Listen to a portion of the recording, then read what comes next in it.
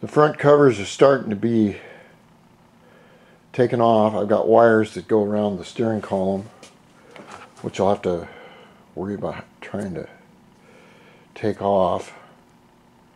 And the bottom piece I'm going to have to rebuild. It's got a problem right there where it's cracked and broken, but maybe I'll fiberglass that, I'm not sure. Next thing to do, I have to take off this bottom nose piece, the floorboard with the package area in it, and try and keep my gauges, wires all in one shape. This is the old radiator system, which it's worked pretty well, but what I've done now is, instead of using this really heavy black hose, and I've switched these up 2 or 3 times, and then of course I made some Mickey Mouse great brazing copper fittings, which I'm not very good at, but this is what I got to replace the hose with right here. This is like dishwasher hose.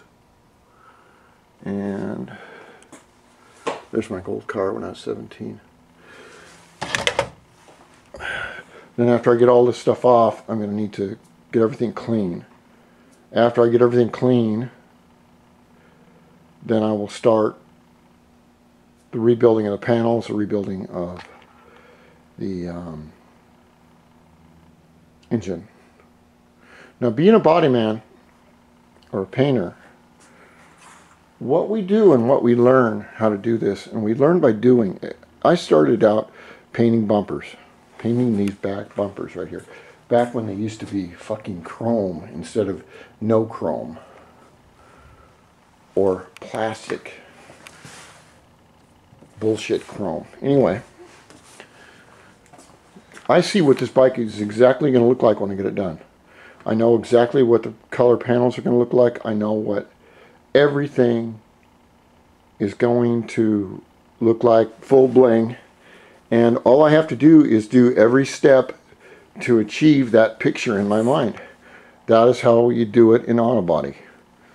Anyone can do this. All right, I don't care if you're a 14-year-old kid in Hawaii or Oahu, or all you lucky guys over there, man, you can go surfing. I gotta be over here freezing my nuts off. Don't get me started. I need to seriously go over there and take Steve Van Treese and his wife out to dinner. All right, thank you. DIOSpeedDEMON, rock on.